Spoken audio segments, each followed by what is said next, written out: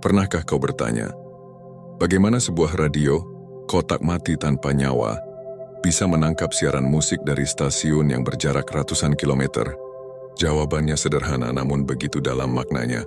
Frekuensi. Radio itu disetel pada frekuensi yang sama, dengan frekuensi yang dipancarkan oleh stasiun pemancar. Ketika keduanya beresonansi, terjadilah keajaiban. Suara tercipta dari kehampaan. Sekarang, bayangkan sejenak, bagaimana jika pikiranmu, kesadaranmu, juga merupakan sebuah pemancar. Sebuah pemancar yang jauh lebih canggih, jauh lebih kuat daripada menara radio manapun yang pernah dibangun oleh peradaban manusia. Ini bukanlah sekadar metafora, sahabat jiwa. Ini adalah sebuah realitas yang bergetar di balik tabir dunia yang kita lihat. Nikola Tesla, salah satu pemikir paling cemerlang dalam sejarah, pernah berkata, "Jika kau ingin menemukan rahasia alam semesta, berpikirlah dalam kerangka energi, frekuensi, dan vibrasi. Pikiranmu bukanlah entitas yang diam dan pasif. Setiap kali kau berpikir, merasakan, meyakini sesuatu, ada denyut elektrik yang terjadi di dalam otakmu. Ada gelombang biokimia yang mengalir di tubuhmu. Ini adalah fakta ilmiah yang tak terbantahkan. Setiap pikiran adalah sebuah peristiwa energi. Setiap perasaan adalah sebuah getaran. Getaran inilah, frekuensi inilah, yang kau pancarkan tanpa henti ke alam semesta." Dunia fisika kuantum mulai menyibak sebuah kebenaran yang mengejutkan. Sebuah kebenaran yang telah dibisikkan oleh para filsuf selama ribuan tahun. Max Planck, sang bapak teori kuantum, dengan berani menyatakan, "Saya memandang kesadaran sebagai hal yang fundamental. Saya memandang materi sebagai turunan dari kesadaran. Pikirkan implikasinya. Kesadaran sebagai sumbernya. Materi sebagai akibatnya. Ini berarti keadaan batinmu, kualitas pikiran dan perasaanmu, bukanlah sekadar reaksi atas apa yang terjadi di luar sana.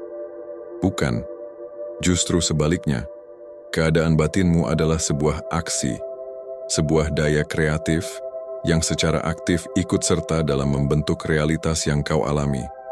Ketika pikiranmu terus-menerus bergetar pada frekuensi kekurangan, ketakutan, dan keraguan, semesta, dalam kebijaksanaannya yang netral, tidak punya pilihan lain selain menyajikan realitas yang beresonansi dengan getaran itu. Namun, ketika kau secara sadar, dengan segenap jiwa, memilih untuk menyetel dirimu pada frekuensi kelimpahan, rasa syukur, harapan, dan keyakinan, maka sebuah pergeseran fundamental mulai terjadi. Seperti yang sering dikutip dari Albert Einstein, segalanya adalah energi. Selaraskan dirimu dengan frekuensi dari realitas yang kau inginkan, dan kau tidak bisa tidak mendapatkan realitas tersebut. Ini bukan tentang menipu diri sendiri. Ini bukan tentang angan-angan kosong. Ini adalah tentang sebuah penyelarasan yang radikal. Penyelarasan antara dunia di dalam dan dunia di luar. Kau tidak sedang menarik rezeki dari luar. Kau sedang membangkitkan dan meresonansikan potensi rezeki yang sudah ada di mana-mana, dengan menyamakan frekuensi batinmu dengannya. Maka pertanyaannya bukanlah, bagaimana cara mendapatkan rezeki? Pertanyaan yang sesungguhnya adalah, frekuensi apa yang sedang kau pancarkan? Detik ini, pikiranmu adalah asal-muasalnya. Namun, jangan salah mengerti sahabat jiwa. Ini bukan tentang repetisi kosong dari kalimat-kalimat positif, bukan tentang menipu akal sehatmu ketika hatimu sedang merasakan sebaliknya. Semesta terlalu cerdas untuk diperdaya oleh kepura-puraan semacam itu. Ada sebuah lapisan yang jauh lebih dalam, lebih kuat dari sekadar pikiran sadarmu. Filsuf dan psikolog Carl Jung pernah memberikan sebuah peringatan yang tajam. Hingga kau berhasil membawa alam bawah sadarmu ke alam sadar, ia akan terus mengendalikan hidupmu, dan kau akan menyebutnya takdir. Getaran yang sesungguhnya kau pancarkan bukanlah apa yang kau ucapkan, melainkan apa yang bersemayam di dasar keyakinanmu, apa yang bergetar di ruang sunyi hatimu, bahkan ketika kau tidak sedang memikirkannya. Pikirkan ini, pikiran adalah cetak birunya. Ia adalah rancangan arsitektur dari realitas yang kau inginkan. Namun, emosi, perasaanmu adalah daya listriknya. Ia adalah energi yang menghidupkan rancangan itu. Sebuah pikiran tentang kekayaan tanpa perasaan syukur yang tulus dan mendalam hanyalah sebuah gambar mati. Sebuah doa tentang cinta tanpa getaran kasih yang nyata dari dalam dirimu hanyalah gema di ruang hampa. Maka tugasmu bukanlah sekadar berpikir. Tugasmu adalah merasakan. Tugasmu adalah menjadi frekuensi itu sendiri. Bukan menunggu rezeki datang untuk merasa berkelimpahan. Kau harus merasa berkelimpahan terlebih dahulu, agar rezeki mengenali frekuensimu dan datang menghampiri.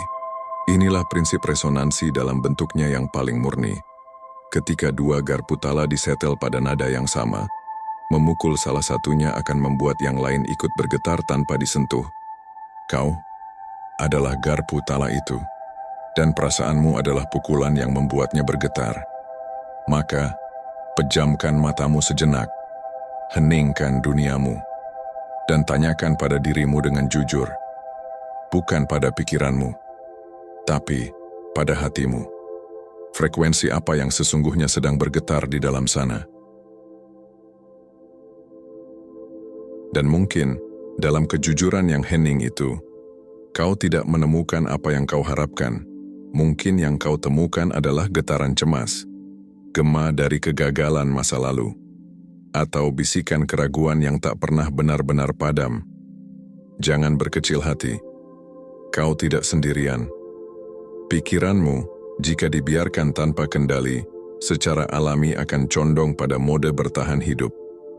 Ia adalah sebuah mekanisme purba yang dirancang untuk mendeteksi ancaman, melihat kekurangan, dan mengantisipasi bahaya. Ia seperti taman yang jika tidak dirawat, dengan sendirinya akan ditumbuhi ilalang ketakutan dan semak belukar kekhawatiran. Namun, kau bukanlah taman itu. Kau adalah penjaga gerbang dari taman kesadaranmu. Kau memiliki sebuah kekuatan yang seringkali terlupakan, sebuah daya yang mampu mengubah lanskap batinmu secara keseluruhan. Kekuatan itu adalah perhatian. Psikolog besar William James menyatakan dengan begitu jernih, "Pengalamanku adalah apa yang aku setujui untuk kuperhatikan." Ulangi itu dalam batinmu. Pengalamanmu adalah apa yang kau setujui untuk kau perhatikan. Ini bukanlah penyangkalan terhadap realitas. Jika badai datang, kau tidak perlu berpura-pura melihat matahari. Namun, kau punya pilihan.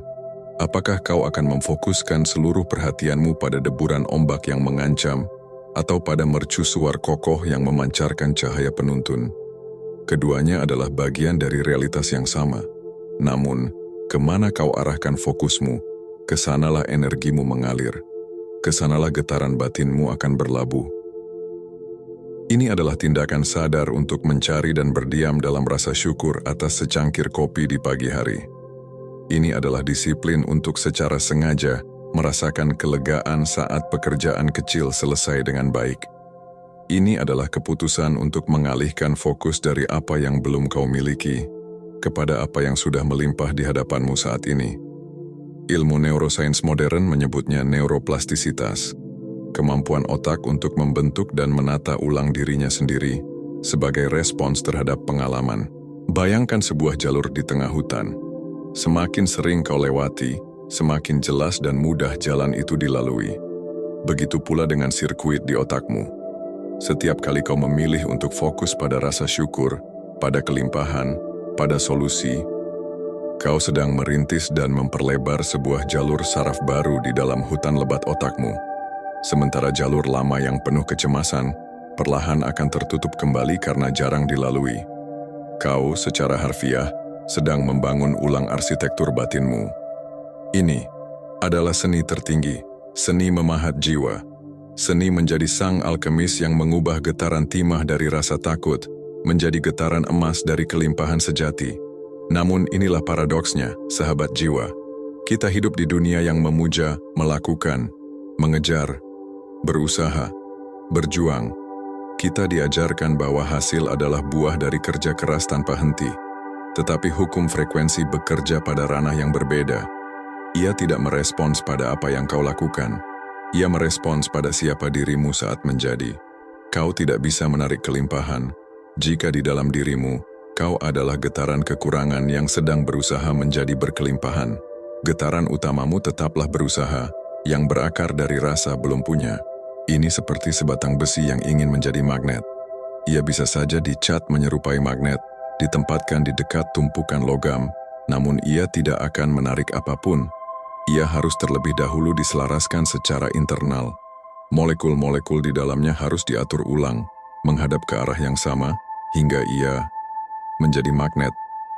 Sifat magnetisnya bukanlah sesuatu yang ia lakukan, itu adalah esensi dari keberadaannya.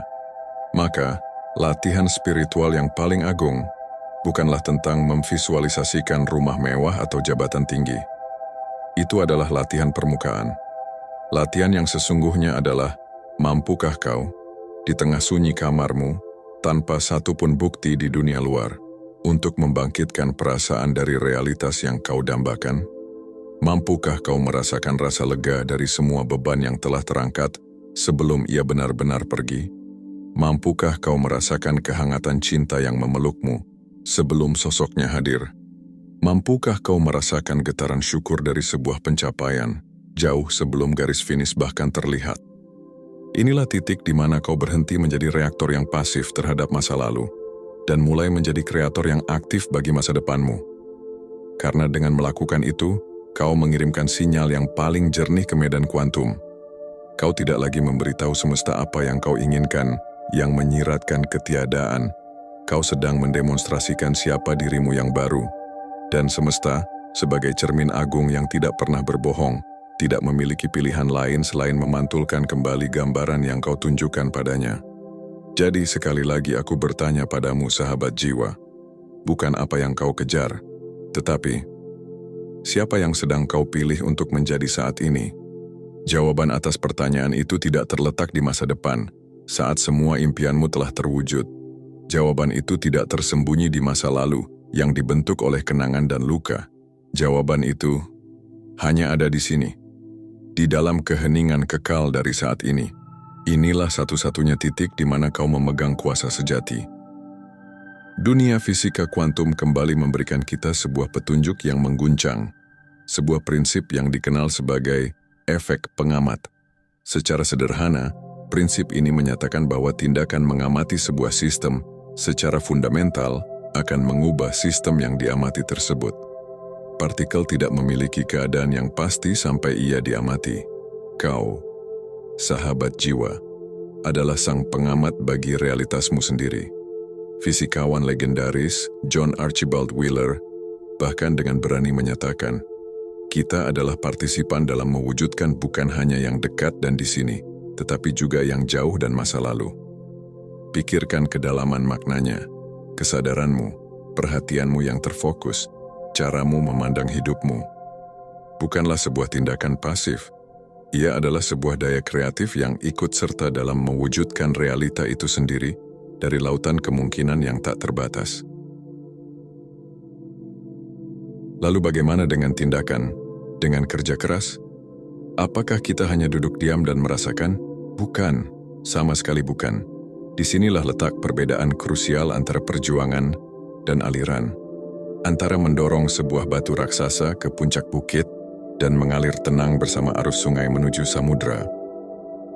Tindakan yang lahir dari frekuensi kekurangan akan selalu terasa berat. Ia dipenuhi oleh energi harus dan paksaan. Ia adalah hutang energi yang kau bayar dengan kelelahan jiwa. Sebaliknya, tindakan yang lahir dari keadaan menjadi yang utuh terasa sangat berbeda. Ia adalah sebuah ekspresi. Ia ringan, ia tepat, ia adalah inspirasi. Tindakan itu bukan lagi kerja keras. Ia adalah sebuah karya seni.